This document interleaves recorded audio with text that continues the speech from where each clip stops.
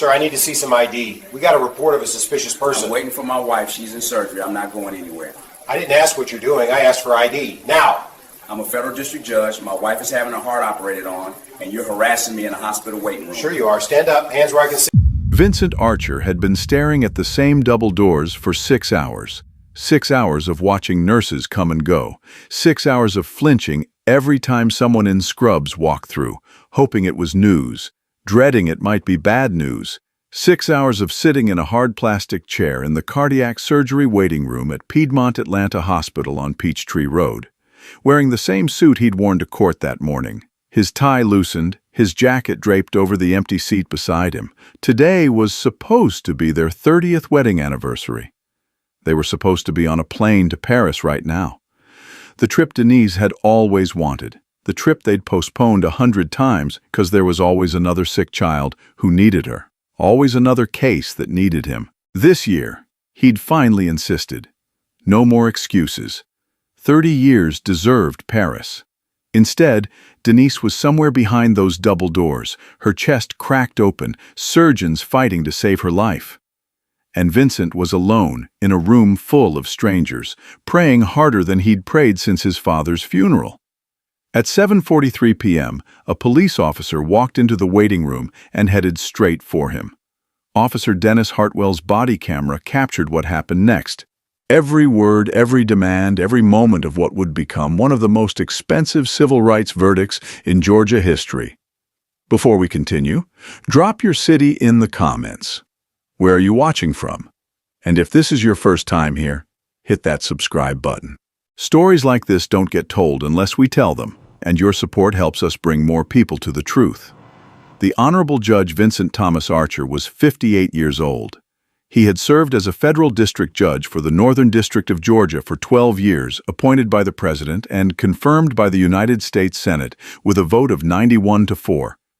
Before that, he had spent 17 years in private practice at one of Atlanta's most prestigious law firms, making partner at 34, the youngest black partner in the firm's 90-year history. He was born in Detroit, Michigan in 1966, the son of a Ford auto worker and a hospital cafeteria manager. His father, Leonard Archer, had worked the line at the River Rouge plant for 41 years, never missing a shift, putting 3 kids through college on a union salary and sheer determination. His mother, Gladys Archer, had worked at Henry Ford Hospital for 33 years, starting as a dishwasher and retiring as cafeteria supervisor. They were not civil rights icons. They were not ministers or activists. They were working people who believed that showing up every day, doing your job, and raising your children right was its own form of heroism. They had saved for years to send Vincent to the University of Michigan and then to Harvard Law School, where he graduated in the top 10% of his class. Leonard Archer had passed in 2018, 3 days after his 79th birthday. Gladys Archer had passed the following year. The doctor said it was pneumonia, but Vincent knew it was heartbreak. 53 years of marriage, and she couldn't figure out how to live without him. That kind of love was what Vincent had found with Denise. Dr. Denise Archer was 56 years old. She had been a pediatric oncologist at Children's Healthcare of Atlanta for 24 years. She had spent her career fighting for children with cancer, holding parents' hands through the worst moments of their lives, celebrating when kids rang the bell for remission and grieving when they didn't make it. 3 weeks ago, she had come home from work exhausted, more exhausted than usual. Vincent had noticed she was short of breath climbing the stairs. A week later, the cardiologist found a critical blockage, 95% occlusion of the left main artery. Without surgery, she had weeks, maybe days. Today was supposed to be their 30th wedding anniversary. They had planned a trip to Paris. Denise had always wanted to see Paris, but there was always another patient, always another child who needed her, always a reason to postpone. This year, Vincent had insisted. 30 years, no more excuses. He had booked the flights, reserved the hotel, arranged for a private tour of the Louvre. Instead, Denise was on an operating table, her chest cracked open, surgeons working to save her life. And Vincent was sitting in a waiting room chair, still wearing the suit he had put on that morning for court, praying to a God he talked to less often than he should. Please, not today. Not on our anniversary. Give us Paris. Give us 30 more years. Give us anything but this. That was what he was thinking when he heard the footsteps approaching. Officer Dennis Hartwell was 34 years old. He had been with the Atlanta Police Department for 8 years, working hospital security details as overtime shifts. The hospitals paid well for uniformed officers. It made families feel safe, management said, having real police around. What it actually did was give officers like Hartwell authority in spaces where they had no business making judgments. He had been flagged by a hospital security supervisor named Craig Mullins, who had reported a suspicious individual in the cardiac waiting room. When Hartwell asked what made the individual suspicious, Mullins had pulled up the security camera feed and pointed at the screen. That one, in the corner. Been there for hours, hasn't talked to anyone. Expensive suit, just sitting there. What Mullins didn't say, what he didn't have to say, was that the man was black, and the cardiac surgery waiting room at Piedmont, Atlanta, was almost entirely white and elderly. The man didn't fit. That was enough. The body camera recorded Hartwell approaching Judge Archer's chair. It recorded the judge looking up, his face shifting from anxious hope, maybe news about Denise, to confusion. Why is there a police officer here? To weary recognition of what this was. Sir, I need to see some ID. We got a report of a suspicious person. Judge Archer's voice was hoarse. He had barely spoken in 6 hours. He had declined water. He had declined food. He had sat in that chair and watched the double doors and waited. I'm waiting for my wife. She's in surgery. I'm not going anywhere. I didn't ask what you're doing. I asked for ID. Now. The body camera captured Judge Archer's face. The exhaustion of 6 hours of terror, the disbelief that this was happening. And underneath it, the steel of a man who had spent 29 years in courtrooms and knew exactly what his rights were. I'm a federal district judge. My wife is having her heart operated on. And you're harassing me in a hospital waiting room. Hartwell's body camera captured his response. A smirk, a slight shake of the head. Sure you are. Stand up, hands where I can see them. Should police officers be allowed to harass family members in hospital waiting rooms based on nothing but their appearance? Comment below, because what happened next would change how Atlanta handles civil rights forever. Judge Archer did not stand up. I will not stand up. I have not committed any crime. I am waiting for my wife to come out of surgery that she might not survive. Today is our 30th wedding anniversary. We were supposed to be on a plane to Paris right now. Instead, I am sitting in this chair, praying that I get 30 more years with the woman I love, and you are asking me for identification because someone decided I look suspicious. His voice cracked on the last word. 6 hours of holding it together, and this was what broke him. I am not a suspicious person, officer. I am a terrified husband, and I am asking you, I am begging you to leave me alone and let me wait for news about my wife. Hartwell's face didn't change. The body camera captured his indifference, a man so committed to his authority that he couldn't recognize humanity when it was pleading with him. Sir, I'm going to need you to stand up and provide identification, or I'll have to detain you for failure to comply. Failure to comply with what? An unlawful order? You have no reasonable suspicion. You have no probable cause. You have no legal basis to demand my identification. I know this because I rule on Fourth Amendment cases in my courtroom. I am a sitting federal judge, and I am telling you, walk away. A woman across the waiting room had her phone out, recording. An elderly man near the vending machines was watching with his arms crossed. A young couple clutching each other looked terrified. This was supposed to be a place of healing, not confrontation. Last chance. ID or you're coming with me. I am not going anywhere. My wife could die today. I am going to be here when she wakes up. I am going to hold her hand and tell her I love her and that we're going to see Paris someday. And nothing is going to take me away from this room. Hartwell reached for his handcuffs. Don't! The voice came from behind Hartwell. He turned. A man in green surgical scrubs stood in the doorway, his mask pulled down around his neck, his face flushed with anger. His name tag read, Dr. Robert Kim, Chief of Cardiac Surgery. Officer, What exactly are you doing? Sir, I'm responding to a report of a suspicious person. This man has refused to provide identification. Dr. Kim looked at Judge Archer, then back at Hartwell. That man is Vincent Archer, Judge Vincent Archer. His wife Denise is my patient.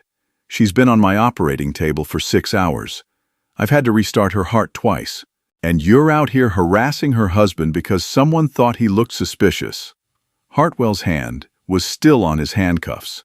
The body camera captured his hesitation, the first crack in his certainty. I was just following up on a report. A report of what? A man sitting in a chair?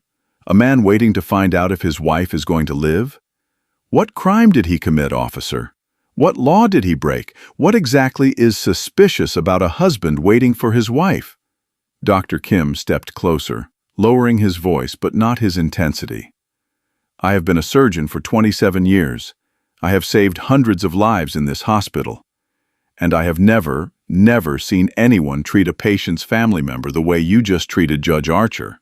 This man has been sitting here for 6 hours, quiet, respectful, not bothering anyone, and you decided to interrogate him because of what? The color of his skin? Hartwell had no answer. The body camera recorded his silence. Get out of my waiting room, now, and if I ever see you harassing one of my patients' families again, I will have you banned from this hospital permanently. Do you understand me? Hartwell turned and walked away without another word. The body camera recorded his retreat, past the families who were staring, past the security supervisor who had started this, past the reception desk where nurses were shaking their heads. Dr. Kim sat down in the chair next to Judge Archer. Your Honor, I'm sorry. That never should have happened. How is Denise? Please, just tell me. She's stable. We had some complications. Her heart stopped twice on the table. But she's through the worst of it. She's going to need a lot of recovery time. But I believe she's going to make it. Judge Archer broke. The tears he had been holding back for 6 hours came flooding out. He bent forward in his chair, his face in his hands, sobbing with relief and exhaustion and rage and gratitude all at once. Dr. Kim, put a hand on his shoulder and let him cry. You can see her in about an hour. She's going to be groggy, but she's been asking for you. She's alive. She's alive. She's alive. And she's going to want to know what happened out here. What do you want me to tell her? Judge Archer wiped his eyes, straightened his tie, gathered himself the way he had gathered himself before 1,000 difficult rulings. Tell her nothing, not yet. She needs to focus on healing. I'll tell her when she's stronger. And the officer? Judge Archer looked toward the door where Hartwell had disappeared. He's going to have to focus on healing too, because what happened here today is going to have consequences he can't imagine. Do you think hospitals should be safe spaces from police harassment? Let me know in the comments, because the lawsuit that followed would redefine civil rights in medical settings. The lawsuit was filed 6 weeks later in federal court. Vincent Thomas Archer versus the City of Atlanta, the Atlanta Police Department, Officer Dennis Hartwell, Piedmont Atlanta Hospital, and Craig Mullins. Judge Archer retained civil rights attorney Monica Richardson of Richardson and Associates in Atlanta, a firm that had won over $75 million in civil rights settlements over the past 15 years. Richardson had argued before the 11th Circuit 4 times and won all 4. Her specialty was institutional discrimination, cases where policies and practices, not just individual actions, created environments of bias. This case is about what happens when prejudice follows you into your most vulnerable moments, Richardson said at the press conference. Judge Archer was waiting to find out if his wife would survive surgery. He was sitting quietly, bothering no one, praying for good news, and someone looked at him and decided he didn't belong. That's not security, that's profiling. And it happened in a hospital, where people go to heal, where families go to hope. If we're not safe there, where are we safe? The evidence was devastating. Officer Hartwell's body camera footage showed the entire confrontation. His approach, his demands, his dismissal of Judge Archer's credentials, and the moment Dr. Kim intervened. The hospital's security cameras captured additional angles, including Craig Mullins pointing at the screen and selecting Judge Archer from a room full of waiting families. Mullins's incident reports were subpoenaed. In the past 18 months, he had filed 31 suspicious person reports. 27 of those reports involved black individuals. 0 resulted in any criminal activity being discovered. 0. Hartwell's personnel file revealed a familiar pattern. In 8 years with Atlanta PD, he had initiated 312 stops or detentions. Of those, 241 involved black individuals, 77%, in a city that is 51% black. Of those 241 stops, only 47 resulted in arrests. The other 194 were innocent people who were stopped, questioned, and humiliated. The file also revealed 2 prior complaints against Hartwell, both involving incidents at hospitals. One complaint came from a black nurse who had been stopped in the parking garage while wearing her scrubs and ID badge. The other came from a black doctor who had been questioned while visiting a colleague. Both complaints had been dismissed. The city of Atlanta offered a settlement 4 months before trial, $2 million and a confidentiality agreement. Richardson sent back a one-word response: no. They offered $4.5 million. No. They offered $6 million. My client isn't interested in silence, Richardson told their attorneys. He's interested in making sure no one else has to experience what he experienced, being treated like a criminal during the worst day of his life. See you in court. The trial lasted 3 weeks in federal court in Macon. Moved from Atlanta to avoid any appearance of conflict. Judge Archer testified for 2 days. He walked the jury through his career, the years of private practice, the federal appointment, the hundreds of cases he had decided. He described his parents, the auto worker and the cafeteria manager who had sacrificed everything to give their children opportunities. He described Denise, their first date at a tiny Italian restaurant in Cambridge while they were both at Harvard. Their wedding, where his father had cried and his mother had laughed, and Denise had looked at him like he was the only person in the room. Their 30 years together, the good times and the hard times, the patients she had lost and the children she had saved, the life they had built together. He described the day of the surgery, the fear, the waiting, the hope. And then the officer, standing over him, demanding ID, treating him like a suspect while his wife was fighting for her life. On cross-examination, the defense attorney suggested that Judge Archer had been uncooperative. Judge Archer's response was devastating. My wife's heart stopped twice on that operating table, twice.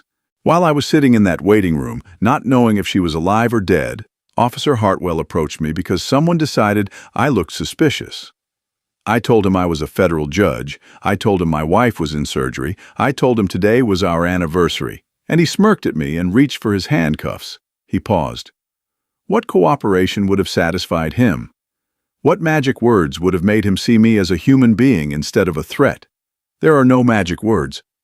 Because his suspicion wasn't based on anything I did, it was based on what I am. And no amount of credentials, no amount of dignity, no amount of pleading can overcome that kind of blindness. Dr. Denise Archer testified for 1 day. She had made a full recovery, 8 months of cardiac rehabilitation, a new diet, a new appreciation for every day she was given.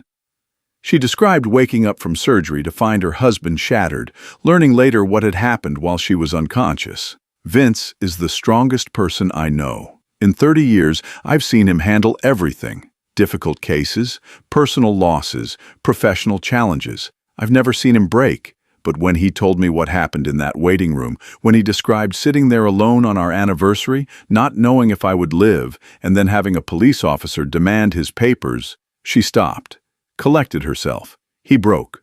Right there in my hospital room, holding my hand, he broke. And that's what they took from us. Not just the dignity of that moment, but the knowledge that even at his most vulnerable, even in a hospital, even while his wife was dying, this country saw him as a threat first and a person second. Dr. Robert Kim testified about what he witnessed. He described Judge Archer's composure over 6 hours of waiting, his grace under pressure, and his devastation when confronted by Officer Hartwell. In 27 years of cardiac surgery, I've delivered news to hundreds of families. I've seen people handle grief, handle fear, handle the worst moments of their lives.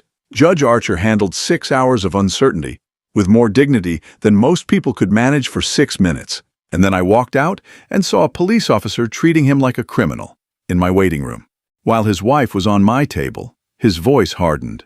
Hospitals are supposed to be sanctuaries. We're supposed to be places where people can focus on healing, on hope, on being with their families. What happened to Judge Archer violated everything a hospital is supposed to be.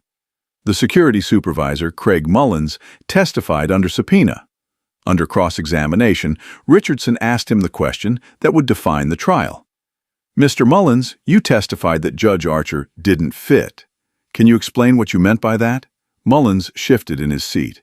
He looked out of place. Out of place how? He was wearing a suit. He was sitting quietly. He was waiting for a family member. How was that out of place? The other families in that section are mostly, older, white. He didn't look like them. He didn't look like them. So your report was based on the fact that Judge Archer was black in a mostly white waiting room? Mullins had no answer. The jury had heard enough. Officer Hartwell testified in his own defense. Under cross-examination, Richardson asked, Officer Hartwell, when Judge Archer told you his wife was in surgery, what did you do? I continued my investigation. When he told you today was his anniversary, what did you do? I asked for identification. When he told you he was a federal judge, what did you do? I didn't believe him. You didn't believe him. A man in a $3,000 suit sitting in a hospital waiting room tells you he's a federal judge and you didn't believe him. Why not? People lie. Do they? In your 8 years on the force, how many people have falsely claimed to be federal judges? Hartwell was silent. None? The answer is none, isn't it? So why didn't you believe Judge Archer? Hartwell had no answer. But the body camera footage, played for the jury 3 times during the trial, showed exactly why. The smirk, the dismissal, the absolute certainty that a black man in that waiting room could not possibly be who he said he was. The jury deliberated for 5 hours and 40 minutes. When they returned, the courtroom fell silent. Liable on all counts. The damages phase took another 3 days. The verdict, $9.4 million total. $4.1 million in compensatory damages to Judge Archer for emotional distress, humiliation, and the psychological trauma of being profiled while his wife was in surgery. $1.8 million in compensatory damages to Dr. Denise Archer for the impact on her recovery and the secondary trauma of learning what happened. $2.5 million in punitive damages against the City of Atlanta and APD for their pattern of tolerating racial profiling and dismissing complaints. $1 million in punitive damages against Piedmont Atlanta Hospital for their discriminatory security practices. Officer Dennis Hartwell was placed on administrative leave immediately following the verdict. 5 months later, after internal review proceedings concluded, he was terminated. His law enforcement certification was suspended by the Georgia Peace Officer Standards and Training Council pending review. Security Supervisor Craig Mullins was terminated by the hospital within 10 days of the verdict. The Atlanta Police Department was required to implement new training on implicit bias and constitutional rights, with mandatory annual recertification. They were required to establish new protocols for suspicious person calls, including documentation of specific behaviors before any approach. They were required to report quarterly to a federal monitor on their stop patterns. Piedmont Atlanta Hospital was required to overhaul its security protocols completely. They eliminated suspicious person reports based on appearance, established a patient family advocacy office, and implemented mandatory bias training for all security personnel. The body camera footage from that evening became required viewing for every new hire. Judge Vincent Archer returned to his bench 3 weeks after the trial. He had cases to hear, justice to administer. Dr. Denise Archer returned to work 6 months after her surgery. She had children to save. On their 31st wedding anniversary, 1 year after the surgery, Vincent and Denise finally made it to Paris. They stayed for 2 weeks. They saw the Louvre, the Eiffel Tower, Notre Dame. They ate croissants for breakfast and drank wine at sidewalk cafes and held hands like newlyweds. On their last night, at a restaurant overlooking the Seine, Denise raised her glass. To second chances. Vincent touched his glass to hers, to waiting rooms, and the people who wait in them. And the day when no one has to prove they deserve to be there. They drank. They watched the lights of Paris shimmer on the water. They didn't talk about the hospital or the officer or the lawsuit. They talked about the next 30 years. Judge Archer donated $2 million of his settlement to establish the Archer Family Medical Advocacy Fund, providing legal representation for patients and families who face discrimination in healthcare settings. In its first year, the fund represented 29 families across Georgia. Dr. Denise Archer donated $500,000 to Children's Healthcare of Atlanta's Charity Care Fund, because some families shouldn't have to wait for justice before they can get healing. The body camera footage from that Wednesday evening is now shown in police training programs across Georgia. It shows what happens when officers forget their training, forget the Constitution, forget that the people they encounter are human beings in the middle of human crises. And it shows Judge Vincent Archer sitting in a hospital waiting room, refusing to leave, refusing to be moved, refusing to let anyone take him away from the place where he needed to be, waiting for his wife, praying for her life, holding on to hope with everything he had. If you believe that a hospital waiting room should be sacred ground, that a husband should be able to wait for his wife without being treated like a criminal, that some moments are too important to be interrupted by prejudice, hit that subscribe button. Share this video, tell this story. Because in a country where a federal judge can be harassed while his wife is in surgery, on their anniversary, in a hospital, in a room full of other families who no one questioned, none of us are safe from assumption. The badge didn't protect Judge Archer that day. The surgeon did. And the courage to refuse, not with anger, not with violence, but with the quiet, unshakable love of a man who would not leave his wife no matter what.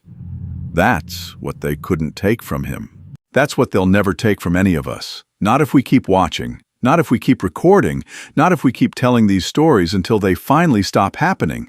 Vincent and Denise Archer celebrated their 32nd anniversary last month.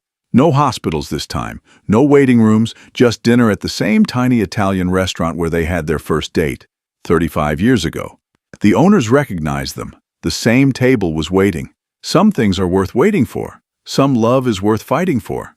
And some moments, quiet moments, ordinary moments, moments where nothing happens except two people sitting together, are sacred, whether the world recognizes it or not.